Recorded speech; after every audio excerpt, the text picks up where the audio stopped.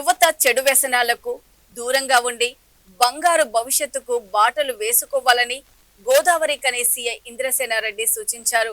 పెద్దపల్లి జిల్లా గోదావరి కనిలో వినోబానగర్, రెల్లివాడలలో పోలీస్ సిబ్బందులతో కలిసి ఆయన కాటన్ సర్చ్ నిర్వహించారు.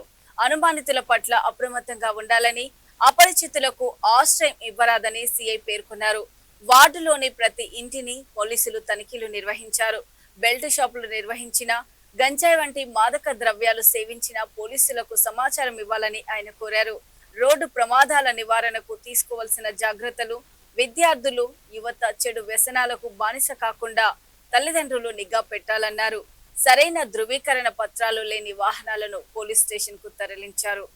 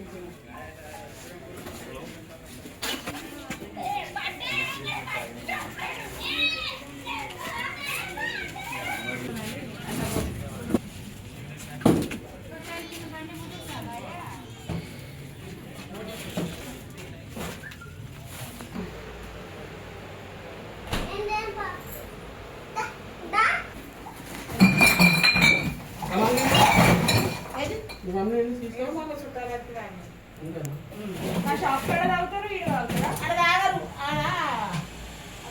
మా ఆయన మొన్న చచ్చిపోయినప్పుడు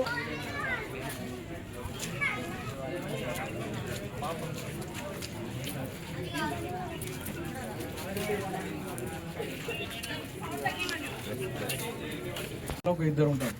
తర్వాత మన ఇది సిటీ కేబుల్ దగ్గర ఒక ఇద్దరు ఉంటారు.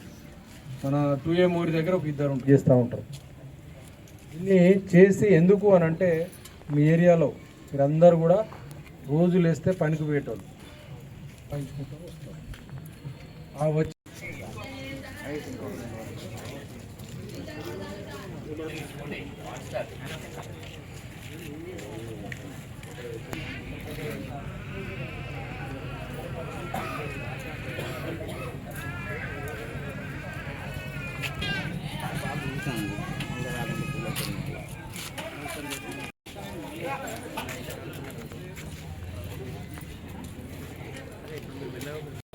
అందరికీ నమస్కారం.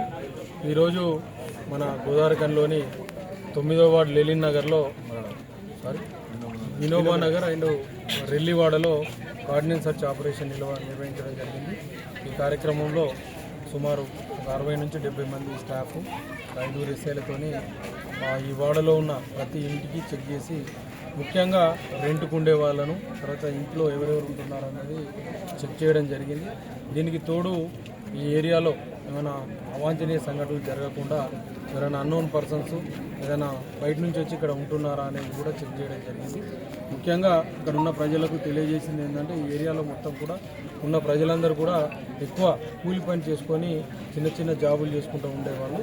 వీరందరూ కూడా చిన్న చిన్న వేతనాలతో మిడిల్ క్లాస్ ఫ్యామిలీ పిల్లలు ఉన్నారు కాబట్టి వాళ్ళందరూ ఎక్కువ కూడా యూత్ పిల్లలు ఉన్నారు. వాళ్ళందరికీ కూడా ఈ డ్రగ్స్ పైన, గాంజా పైన, ఇలా గాంజా తీసుకుంటే దాని పర్యవసనాలు ఏ విధంగా ఉంటాయని తెలియజేయడం జరిగింది. అదేవిధంగా ఈ మధ్య జరుగుతున్న రోడ్ యాక్సిడెంట్లకు సంబంధించి వెహికల్స్ హెల్మెట్ పెట్టుకోవడం, తాగి బండి నడపకుండా ఉండడం, మైనర్లు బండి నడపకుండా ఉండడం అనే విషయాలు చెప్పడం జరిగింది. దాంతోపాటు సైబర్ నేరాల గురించి కూడా ఏ విధంగా జరుగుతున్నాయి, మనం ఏమేమి జాగ్రత్తలు తీసుకోవాలనే విషయాలపైన చర్చించడం వాళ్ళందరికీ కూడా చెప్పడం జరిగింది. దీనికి సంబంధించి చాలా వరకు ఒకప్పుడు రెల్లివాడ అంటేనే భయంకరంగా భయం అనేది ఉండేది. అలాంటిది ఇప్పుడు చాలా యువకులు ముందుకు వచ్చి వారి పనులు చేసుకుంటూ చాలా సంతోషంగా కుటుంబాలతో ఉంటున్నారు. ఇదే విధంగా ఇంకా భవిష్యత్తులో కూడా ఉండాలని, అదేవిధంగా పోలీస్ శాఖ తరఫున కూడా మనందరికీ సహకరిస్తామని సందర్భంగా తెలియజేస్తూ ఈ కార్యక్రమాన్ని నిర్వహించడం జరిగింది. అందరికీ ధన్యవాదాలు.